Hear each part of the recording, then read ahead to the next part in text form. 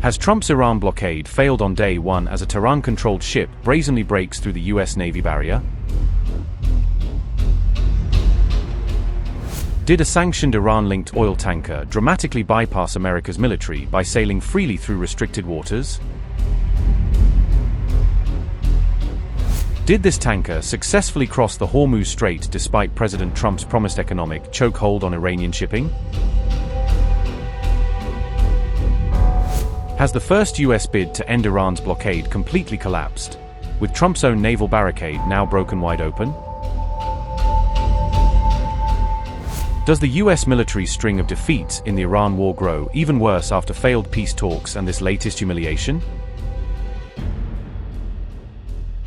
Tensions in the Strait of Hormuz appeared to escalate on April 13 when the United States imposed a naval blockade targeting Iranian shipping, following the failure of prior diplomatic talks. Despite the newly enacted US blockade, an oil tanker successfully transited the Strait of Hormuz, according to reports from US military sources monitoring the waterway.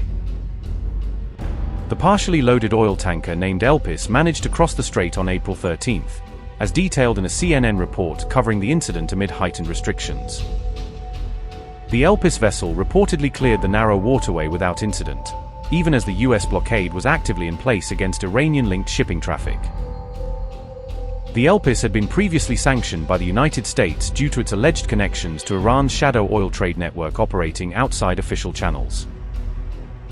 This transit occurred shortly after President Trump's announced blockade was set to begin, marking an early test of the enforcement measures in the strategic chokepoint. The development was reported by Iran International, which cited a CNN report confirming the tanker's passage through the restricted area. US President Donald Trump said on April 12 that the US Navy would move to lock down the Strait of Hormuz after negotiations with Iran failed to produce a lasting agreement. Trump also declared that US forces would intercept, on global seas, any ship that continued to pay transit tolls or fees to Iran, signaling a bid to choke off Tehran's maritime revenue. Later, the US military announced that a naval blockade on Iran would formally begin from 10 a.m. Eastern Time on April 13, setting a precise start time for the operation. American commanders stated that they would seek to blockade all maritime traffic entering and exiting Iranian ports, dramatically tightening pressure on Tehran's trade routes. Meanwhile, uncertainty continues to affect other ships navigating the narrow Strait of Hormuz, with many operators hesitant amid the evolving restrictions. The Botswana-registered tanker Oster IA abruptly turned back just minutes after the US deadline passed, altering its course away from the blockade zone. Another vessel, the Rich Starry, reportedly drifted near Iran's Keshem Island, effectively stalling its movement as shipping patterns shifted. Shipping data shows hundreds of vessels are now stranded on either side of the Hormuz chokepoint, unable to proceed due to the imposed restrictions. This bottleneck at the key global oil waterway carries serious implications for international energy markets, potentially disrupting supply chains worldwide.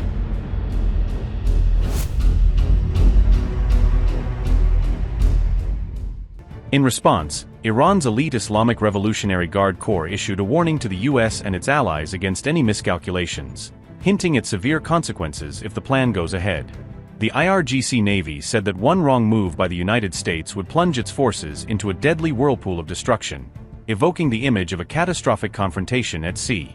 According to Iranian media, the IRGC currently controls the strait and is only allowing civilian ships to pass under strict conditions that Tehran itself sets and monitors.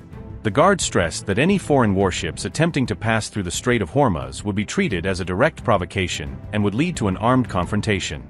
Iranian forces added that attempts by US warships to cross the strait would also constitute a violation of the two-week ceasefire that Tehran and Washington had agreed upon. Tehran's sharp warning followed US claims that 2 American warships had transited the Strait of Hormuz while peace talks were still underway. The US said that the USS Peterson and USS Murphy moved through the strategic waterway during April 11 to 12 as part of ongoing regional operations. Washington stated that this transit was carried out as part of a mission to ensure that the strait was fully clear of sea mines and safe for commercial shipping. Admiral Cooper said the US Navy had already begun the process of establishing a new, safer passage corridor through the mined area of the strait. Cooper added that details of this safe pathway would be shared with the global maritime industry soon, in an effort to reassure shipping companies amid heightened tensions. However, Iran denied that any U.S. military vessels had successfully transited the Strait of Hormuz, directly contradicting the American account. Tehran claimed that 2 U.S. warships attempted to enter, but turned back after facing an Iranian missile lock and drone threats in the narrow waterway.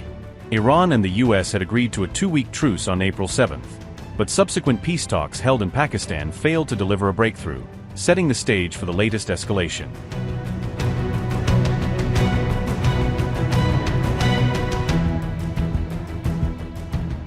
After failed peace talks, Iran has warned the United States that Americans may soon miss today's relatively cheap gasoline.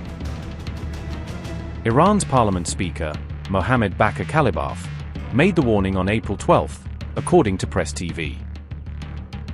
Kalibaf suggested that U.S. consumers could soon grow nostalgic for current fuel prices as tensions keep rising.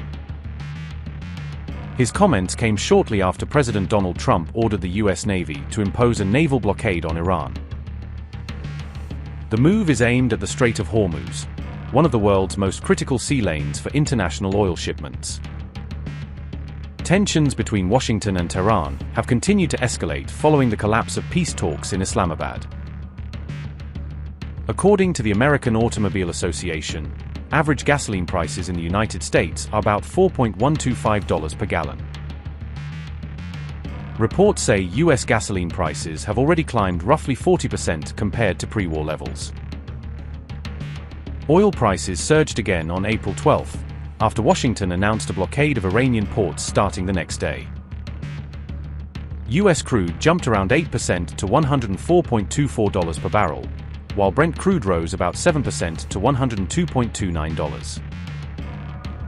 Iran, for its part, has already restricted passage through the Strait of Hormuz, allowing only a limited number of countries' vessels to pass. Iran's Revolutionary Guards Navy has stated that the strait will not return to pre-war conditions for what it calls adversary states. Meanwhile, the US president has said he does not care if Iran chooses not to return to the negotiating table. I would say it's holding well. Their military is destroyed. Their whole Navy is underwater. You know that 158 ships are gone. Their Navy's gone. Most of their mine droppers are gone. We have a lot of people, as you know, at 10 o'clock tomorrow, we have a blockade going into effect. That'll be 10 o'clock tomorrow. Other nations are working so that Iran will not be able to sell oil. And that will be very effective. But what we want to do is we want to, and again, we don't need it. What we notice and what we see and what I think is maybe my idea, maybe not, I don't know. But there are many boats heading toward our country to fill up with oil and then go and take it. So they're not going to go through the Hormuz Strait. And ultimately that'll be corrected. But in the meantime, they're using us. We have more oil because of drill baby drill. We have more oil than Russia and Saudi Arabia put together. I think Iran is in very bad shape. I think they're very desperate. We had a meeting that lasted 21 hours. We understand the situation better than anybody, and Iran's in very bad shape. And just so you understand, Iran will not have a nuclear weapon. Will not have. There is no way that they're going to get. They still want it, and they made that clear the other night. Iran will not have a nuclear weapon. Oh, I don't know. I don't care if they come back or not. If they don't come back, I'm fine. Their military is gone. Their missiles are largely depleted. The manufacturing capability for missiles and drones is largely defeated.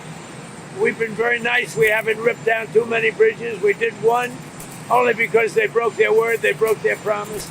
And remember, their promise was that they were going to open the Hormuz Strait.